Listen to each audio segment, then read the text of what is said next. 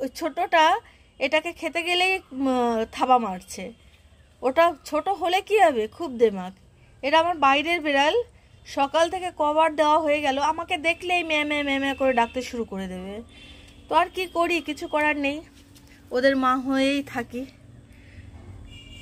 আর আমাদের কদম কুসুম, আমার ছেলে মেয়ে দুটো যেটা যেটা আমাদের কাছে থাকে, ঘরে থাকে, সে দুটো কদমটা খেয়ে নিয়ে উপরে দোতলায় চলে গেছে শোয়ার জন্য। কুসুমটার খোঁজ নেই, ও যে কোন পাড়ায় গেছে। আর খিদে যতক্ষণ না থাকবে ওনার খোঁজ পাওয়া যাবে না। আর খিদে পেলে এসেই শুরু করবে, মেয়ে মেয়ে মেয়ে মেয়ে শুরু করে দেবে। ব্যাস, সে যেন কতক্ষণ আমায় দেখে না, চোখে হারায়, ধারে এলে চোখে হারাবে। তো তারপরে কি আর করি, তারপরে ওটাকে খাওয়াই। এখনও সে আসেনি, সকালে খেয়ে বেরিয়েছে, আসেনি, কোথায় গেছে, কোন পাড়ায় গেছে কি জানি। সে এলে আবার খেতে দেবো। দেখো দেখো কাণ্ড।